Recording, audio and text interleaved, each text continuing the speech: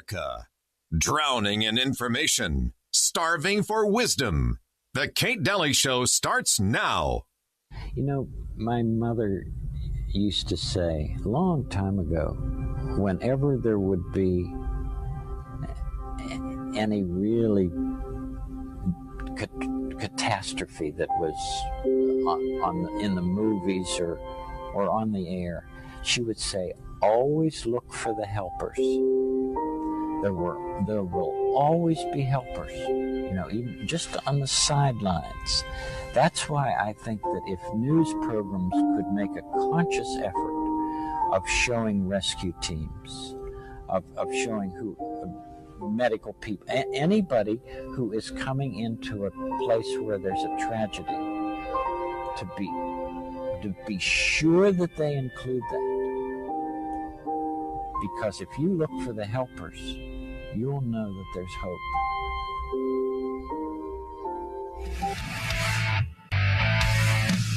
I know, there is so much news today, and I wanted to start off with that nice, sweet clip because at the end of the day, we have to realize, look, there are the helpers.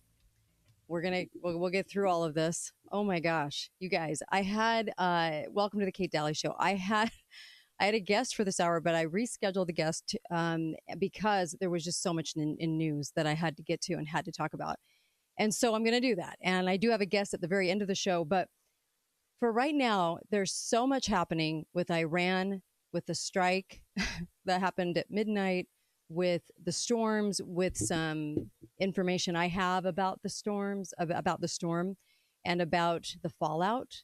And maybe some questions. You know me, I'm going to ask a lot of questions. And I want you to feel free to call in and comment about anything I'm talking about today. Anything really, there was that much in the news. So you might have learned by now that we have a situation of Iran and Israel going at it. And Iran launched hundreds of ballistic missiles at Israel. That is the news coming over the wire, right? This afternoon, 180 ballistic missiles target Israel in this extensive strike. Okay, and so now Israeli officials, obviously, are vowing retaliation. Okay, I do always question the news because when it comes to foreign news, we're never told the truth. Let me repeat that: we're never told the truth. So. If you have any comments about that, and maybe this is the one instance where we are, I don't know. It's really unfortunate what's going on over there. And our country has so many things going on that my focus today is going to be on our country and not Iran and not Israel. So let's just hope, right? Let's just hope we can figure this one out. But the second wave of missiles was launched 15 minutes after the first. This is the mainstream media, okay?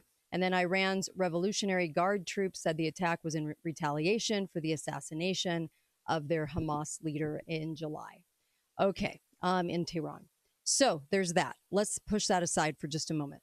There is so much to talk about. So there are two hurricanes brewing, okay? The one is, what is it, Isaac? The other one is, what is it called? Tropical depressed Joyce. tropical depression Joyce. So depressed Joyce, probably neither one of them are going to make landfall. Let's hope, right? Has there ever been two hurricanes at once? Yes, there has. The phenomenon is really rare, but it has happened. And that was in August of 1995. Okay. That was when hurricanes Aaron and Felix, where do they get these names? Both existed at the same time in the Atlantic. So yes, it can happen. And there are more on the way. I do have a lot of questions, and I'm going to say a lot of things. I would like to get your take on what you're noticing, what has happened, and I also want to talk about the strike. So we'll get to all of it, I promise. So some of the questions I have, Hurricane Helene actually took the exact same path as 1947 Hurricane King, which is kind of exact path. Crazy. Okay. a couple of the things that the people on the ground are saying. And I think we should keep this in mind for preparation for what we're doing to prepare, because they did come out with lists on things they need. I would take that list that I put on Facebook and I would say, okay, those are the things I want to make sure I have this weekend. I just want to make sure I have them, right? Can lend them out or use them, but make sure you have them, because those are the items: diapers and fans and all kinds of things, buckets, all kinds of things. So the storm shows the importance of paper currency. Many stories. I was up a majority of the night last night, really examining what people on the ground were saying, and for the most part, it was. I tried to even go get a hotel room, couldn't do it. I couldn't pay for anything. I just didn't even realize that not having cash on you, no matter where you are, is going to be a problem. One tale of a family, right, that rents an Airbnb with their little kids in Asheville, and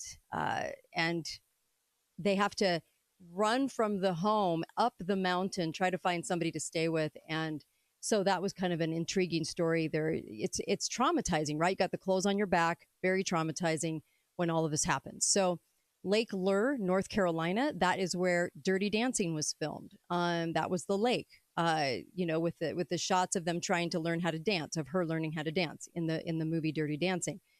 That has destroyed the village of Chimney Rock, and there are all kinds of cities, right, that are just decimated, okay, in this storm. So we know this. You've probably been looking at the news. You probably understand that. I'm going to give you the call-in number, 888-673-1450, 888-673-1450. I want to hear from you, just because I want to hear what's on your mind.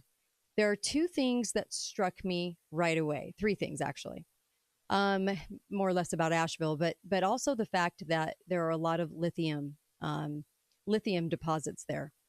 And that town is run by a lefty loony, just signed up to be a smart city. Okay. They were actually going to be implementing the plan of being a smart city in November. Yeah. Just signed on in July, really, for the big implementation of being a smart city. Okay. And then we have spruce pine mines. And those mines are pure quartz for semiconductors, which is going to be a problem because they're one of the major mines for this. And we can go into more detail later on that one too. So of course I'm thinking, and you know me, I'm going to start going, well, is this a land grab? A lot of the comments, this was crazy. A lot of the comments from people were, we don't get that here. We don't get this kind of storm. This is bizarre, because we're not even really on the coast. We're just up in the mountains. This is crazy. And people were very much in the mindset of, this is just, this is geoengineered. There is a component here where we need to really look into this, because most people that were commenting were feeling that something was very wrong in the way that this storm came about, because you can utilize a storm and then strengthen that storm.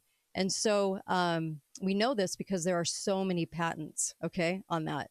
But this was interesting to hear from people on the ground, adamant that this was more controlled. Like they took something and they made it into something else. So that's just keep that in the back of your mind. I kind of alluded to that yesterday a little bit, but there's so much to go over, and I want to do that. Is this the next Lahaina? So is this the next Hawaii event? We know what happened there, right? And it's not talked about. Media is completely silent. What is going on? And so that was a land grab. That was the government rushing in to say, we've got control, we own the land, and you can buy land for pennies on the dollar, right? When it's flood ravaged, okay? This is something we actually have to think about. And I don't care if it offends you. I really don't care. I think at this point in time, we're lied to so often that if you're not asking questions about every story, I think something's wrong. It's not as if we're trying to find something in every story. We're just trying to rule it out. And in this case, I'm left with so many questions that I don't know that I can't rule that out. So a lot of people were posting marked safe from living in a swing state, that this is about voting, that this is about the fact that you think anybody in the zones that were completely decimated are going to be voting. Okay. What is that going to look like? How does that play into the election fraud that we know is there? So much going on. The Tennessee National Guard was sent to Kuwait just days before this event. People were really speculating about this. They were saying, that's really odd. This is really strange. Here's a comment from somebody that said, power lines snapped, poles destroyed. We don't have power, took out a backside of our building on the other side. It devastated our city. No way this was a tropical storm when it hit landfall. We never, in big letters, get weather like this. And we're like 2 hours from everywhere, basically. And I do want to say this. Back in 2018 and 19, they were declared, Asheville, for instance, was declared one of the safest cities in America that you could move to. So they were telling people, if you're in California and you're ravaged by fires, you come here. And so they got a huge influx, over 10% influx within a year, that said to people were just saying, I'm moving, I'm going. And they went to Asheville. And I thought that was kind of an interesting component in all of this, because strange, right? They were just marked the safest city, location and everything that was surrounding them, everything they have going for them. I just thought that was really, really odd too. So a lot of comments coming out, and these ARPA-funded initiatives going on in Atlanta, going on in Asheville, going on the East Coast, these ARPA-funded smart cities, where they've declared that the cities are going to become smart cities, and they need a whole lot of funding to do it. Another strange piece of this, okay? It was really weird to see that Asheville was supposed to start implementing that next month. Very weird. Be right back on the Kate Daly Show. I will take your calls, 888-673-1450. Be right back.